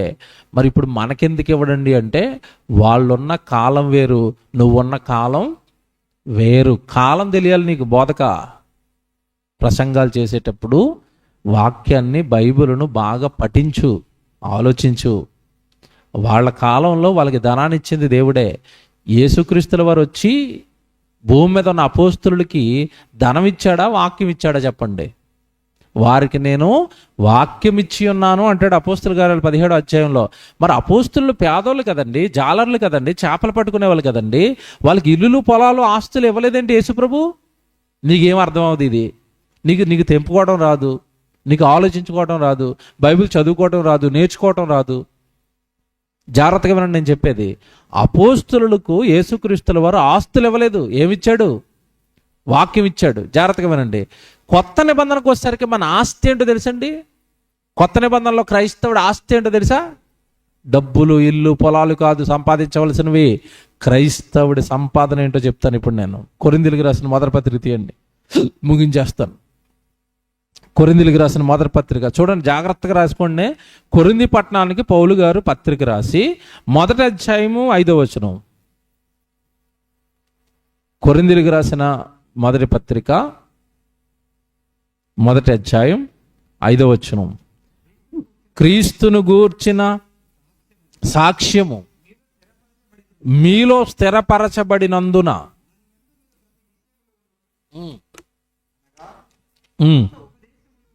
అండర్లైన్ చేయండి ఇక్కడ. ఆయన యందు మీరు ప్రతి విషయములోను అనగా సమస్త ఉపదేశములోను సమస్త జ్ఞానములోను ఐశ్వర్యవంతులైతిరి అన్నాడు. మీరు ఐశ్వర్యవంతులు క్రైస్తవులారా, కొరింథీ పట్టణంలో ఉన్న సంగమ, మీరు ఐశ్వర్యవంతులు అన్నాడు. ఇంతకీ ఏమిచ్చాడు? డబ్బిచ్చి ఐశ్వర్యవంతులు అంటున్నాడా? ఏమిచ్చాడట? సమస్త ఉపదేశములోను సమస్త జ్ఞానములోను మీరేమయ్యారు అంటే. ఇప్పుడు క్రైస్తవుడి సంపాదన ఏంటి? నేను ఏం సంపాదించాలి, మీరు ఏం సంపాదించాలి చెప్పండి. ఇప్పుడు ఉపదేశాలు, ప్రసంగాలు సంపాదించండి. నాకు అన్ని ప్రసంగాలు వచ్చని చెప్పండి. నాకు బైబిల్ అంతా బాగా వచ్చని చెప్పండి. నేను చాలా వాక్యం నేర్చుకున్నానని చెప్పండి. నేను చాలా నోట్స్లు రాసేసుకున్నానండి. నా దగ్గర చాలా జ్ఞానం ఉందండి, దేవుడి జ్ఞానం నా దగ్గర చాలా ఉందండి. నేను ఐశ్వర్యవంతుడిని అనాలి. అంటే ఈ కాలంలో దేవుడి వాక్యం ప్రకారం ఎవరు కోటీశ్వరుడో చెప్పాలి. మీలో ఎవరు కోటీశ్వరుడు చెప్పండి. ఇక్కడ గుడికంబాల్లో కూర్చున్న మీలో ఎవరు కోటీశ్వరుడు?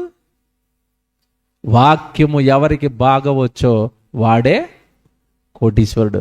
నా దగ్గర ఉన్న కోట్లండి ప్రపంచంలో ఎవరి దగ్గర లేవు. ఏ కోట్లు? ఈ కోట్లు కాదు, డబ్బు కోట్లు కాదు. ఏ కోట్లు తెలుసా?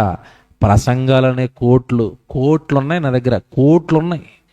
ఎందుకంటే దేవుడు వాక్యాన్ని రాత్రింపగలు చదువుకోవటం వలన దేవుడు మమ్మల్ని ఏం చేశాడో తెలుసా? ఐశ్వర్యవంతుల్ని చేశాడు. మహదైశ్వర్యం అండి ఇది. ఎవడు దోచుకోలేని ఐశ్వర్యం అండి. నాలో ఉన్న వాక్యాన్ని అవడానికి దోచుకోగలడా? కోట్లు ఉంటే దోచుకుంటాడా? దోచుకోడా? నాలో వాక్యాన్ని దోచుకోమానండి. నాలో ఉన్న ఈ ఐశ్వర్యం నన్ను పరలోకాన్ని తీసుకెళ్ళిపోద్ది. నాతో పోటీగా మీరు అనిల్ అంబానీ నిలబడతారా, గౌతమ్ అదాని నిలబడతారా, నిలబెట్టండి. నేను పరలోకం వెళ్ళిపోతున్నాను, నీ కోట్లు వేసుకుని పరలోకం రా అనండి. వస్తాడా రాడా? రాడు. నేను వెళ్ళిపోతానా? నేను వెళ్ళిపోతాను పరలోకం. ఎందుకంటే నాకు ఐశ్వర్యం ఉంది. ఏంటి ఐశ్వర్యం? ఉపదేశము, జ్ఞానము. మనం అంత్యకాలంలో ఉన్నామండి. మీకు ఇందాక ఒక ప్రశ్న వేశాను కదా, అబ్రాహాంకి ఇచ్చాడు, యోబుకి ఇచ్చాడు, అందరికీ ధనవంతులు చేశాడు, మమ్మల్ని ఎందుకు ఇవ్వడంటే నువ్వున్న కాలం చివరి కాలం ఇది. అది కూడా రాశాడు వివరంగా. నువ్వు చదువుకోవంతే, నువ్వు చదువుకోక నీకు తెలియదు ఇవన్నీ. యాకోబు గారు రాసిన పత్రిక తీయండి. ఎందుకు వద్దు అంటున్నాడు చివరిలో క్రైస్తవుణ్ణి? ఈ లోకాన్ని సంపాదించొద్దు, లోకంలో ఉన్న ఆస్తులు సంపాదించొద్దు అని ఎందుకు అన్నాడు అంటే, అందరూ జాగ్రత్తగా తీసుకోవాలి. ఇది చివరి వచనం, బాగా ఆలోచించుకోవాలి. అందరికీ మీరు ఈ విషయం చెప్పాలి. యాకోబు గారు రాసిన పత్రిక 5వ అధ్యాయం చూద్దాం, మొదటి వచనం. యాకోబు గారు రాసిన పత్రిక 5వ అధ్యాయం మొదటి వచనం. ఇదిగో ధనవంతులారా, మీ మీదికి వచ్చేడి ఉపద్రవములను గూర్చి ప్రలాపించి ఏడువుడి. అంటే ధనవంతుల మీదకి ఏమొస్తుందట? చెప్పండమ్మా, ఏమొస్తుంది? దేవుని ఉపద్రవం, దేవుని ఉగ్రత వస్తుందట. ఎవరి మీదకి? ధనవంతుల మీదకి. అంటే నువ్వు దేవుడి సన్నిధికి వచ్చి ధనం అడుగుతున్నావు అంటే ఇండైరెక్ట్గా ఏం అడుగుతున్నావు దేవుణ్ణి? ముందు ధనం ఇచ్చే తండ్రి, తర్వాత ఏ అగ్నిపర్వతం ఆ ఇంటి మీద పొంగించే తండ్రి. ఉపద్రవం. లేదా ముందు మాకు బాగా డబ్బు ఇచ్చే తండ్రి, తుఫాన్ ఏదో రప్పించి మా ఇంట్లో మేము కూలిపోయి చచ్చిపోయేలా చేయి తండ్రి. మాకు బాగా డబ్బు ఇచ్చే తండ్రి, భూకమ్మ వచ్చి అందులో మేము చచ్చిపోవాలి తండ్రి. ధనవంతుల మీదకి వచ్చేడి ఏమన్నాడు? నేను నా మాటలు చెప్పడం లేదు, అక్కడ వాక్యం చెప్తున్నాను. ఏం చెప్తున్నాడు అక్కడ? ఇదిగో ధనవంతులారా, మీ మీదకి వచ్చేడి ఉపద్రవములను గూర్చి ప్రలాపించి. బాబా ముందే చెప్పేశాడు, ఏడవండి మీరు, మీ బతుకే ఏడవటమే అన్నాడు. ఎందుకో చెప్తున్నాడు తర్వాత కారణం. మీ ధనము చెడిపోయెను, మీ వస్త్రములు చెమ్మట కొట్టిన వాయును, మీ బంగారము మీ వెండియు తుప్పు పట్టినవి, వాటి తుప్పు మీ మీద సాక్ష్యముగా ఉండి అగ్నివలే మీ శరీరములను తినివేయును, అంత్య దినముల యందు ధనము కూర్చుకొంటిరి. ఇది దేవుడితో ప్రాబ్లం. అండర్లైన్ చేసుకోండి. ఇది వీళ్ళు ఎప్పుడు కూర్చుకున్నారట ధనం? అంత్య దినముల యందు ధనమును కూర్చుకొంటిరి. ఇది ఏ దినాలట? ఈ దినాలు అంత్య దినాలు. ఊరి చివరి దినాల్లో ఆత్మలను సంపాదించాలి కానీ ఆస్తులను సంపాదించారట అంటున్నాడు ఆయన. మీకు ఇది అర్థం అవ్వదు. ఒక ఉదాహరణ చెప్తాను, నా వైపు చూడండి. అంచె దినాలు అంటే అర్థం ఏంటి తెలుసా? అంచె దినాలు అంటే చివరి దినాలు అని అర్థం. ఇంకా మీకు అర్థమయ్యే భాషలో చెప్పాలంటే పోయే కాలం దగ్గర పడిందని. ఇంకా మీకు ఇంకోటి అర్థమయ్యేలా చెప్తాను. కర్నూలు హాస్పిటల్లో ఐసీలో ఉన్నాడు ఒక వ్యక్తి, ముక్కుకి గాలి తీసుకోలేకపోతే గాలి ఎట్టేశారు. డాక్టర్ గారు ఓ రోజు వచ్చి నువ్వు 3 రోజులే బతుకుతావని చెప్పాడు. ఎన్ని రోజులు? 3 రోజులు. మీరు అయ్యో మా బంధువుడు కదా హాస్పిటల్లో ఉన్నాడని మీరు చూడడానికి వెళ్ళారు. చూడడానికి వెళ్ళి, అయ్యా బాగున్నావా? బాగున్నాను అయ్యా, నీతో చిన్న మాట చెప్పాలి అయ్యా అంటే, ఆ పాపం ఊపిరి లేక ఇలాగ అంటూ ఉంటాడు. చెప్పు అన్నాడు అనమాట. చెప్పు అంటే, గుడి కంబాల్లో సెంటు ₹1,00,000 అన్నట్టు ఒక 5 సెంట్లు కొనుక్కుంటావా అని అడగండి. ఎవరిని? ఇంక 3 రోజుల్లో చచ్చిపోతానన్నవాడి దగ్గరికి వెళ్ళి గుడి కంబాల్లో సెంటు ఆ ₹1,00,000 అన్నట 5 లక్షలకి చీప్గా పెద్ద స్థలం వచ్చేస్తుంది, కొనుక్కుంటావని అడుగుని. ఏమంటాడు? ఐసీలో ఉన్నాడు. ఏమంటాడు చెప్పాలా? చాలా తక్కువ రేటు, ముక్కులోకి గొట్టం తీసే, పద వెళ్ళిపోదాం రిజిస్ట్రేషన్కి అంటాడా? ఒరే నీకు బుద్ధి ఉందా? నేనున్న పరిస్థితి ఏంటి నువ్వు మాట్లాడుతున్నా? ఒరే 3 రోజుల్లో చచ్చిపోయాడు, నాకు ఎందుకురా నీ 5 సెంట్లు అంటాడా? అంటాడు కదండి. మనం ఉన్నది ఏ దినాలట? అంచె దినాల్లో. అంచె దినాల్లో ఉండి ఆస్తులు అడుగుతున్నాడు దేవుణ్ణి. ఏం అడగాలి? నాకు వాక్యమీ తండ్రి, నీ జ్ఞానమీ తండ్రి, నీ పని తండ్రి, నీ సేవీ తండ్రి. నేను అవి సంపాదించుకుని నేను ఎక్కడికి వచ్చేయాలి? రేపో ఎల్లుండో యేసుప్రభు వస్తే ఆయన ఎదుర్కొని నిత్య జీవానికి వచ్చేయాలి తండ్రి అని అడగవలసిన వాడు ఆస్తులు, ఇల్లులు, పొలాలు దేవుడిని అడుగుతున్నారు అంటే వాక్యం అర్థమైందా? దేవుడు అర్థమయ్యాడా? మీరు చెప్పండి. అబ్రాహాంకి ఇచ్చాడంటే అవి తొలి దినాలండి. యోబు గారికి ఇచ్చాడంటే అవి ప్రారంభపు దినాలండి. మనం ఉన్నది ఏ దినాలు? అంచె దినాలలో నువ్వు ఆస్తులు అడుగుతావా? ఇల్లులు అడుగుతావా? ఒరే అవి వద్దు అంటే అబ్రాహాంకి ఇవ్వలేదా అంటావా? మళ్ళీ నీకు ఏమి రాదు. బైబిల్ చెప్పకండి, ఇలాంటివి తెలియదు మీకు. బైబిల్ నేర్చుకోలేదు బాగా. దేవుని పిల్లలారా, మీకు ఒకటే చెప్తున్నాను, క్రైస్తవుని సంపాదన జ్ఞానం, క్రైస్తవుని సంపాదన ఉపదేశాలు, వాక్యము, క్రైస్తవుల సంపాదన ఆస్తులు కాదు, ఆత్మలు. క్రైస్తవుల సంపాదన సత్క్రియలు, సత్క్రియలు అనే ధనం అన్నాడు. ఇవి సంపాదించు, ఇవి నీ సంపాదన, ఇది నీ లక్ష్యం, ఇది నీ గోల్. కనుక ఇలా బ్రతికావు అంటే ఇందా నేను చెప్పాను కదా, సామెతల గ్రంథం 11:18, భక్తిహీనుని సంపాదన వాడిని మోసం చేస్తుంది, నీతిని విత్తువాడు శాశ్వతమైన జీవమును పొందును. అంటే అర్థం ఏంటంటే, నువ్వు ఇలా వాక్యం కోసం బ్రతికితే పరలోకానికి నువ్వు వెళ్ళిపోతావు. ప్రార్థన చేసుకుందాం.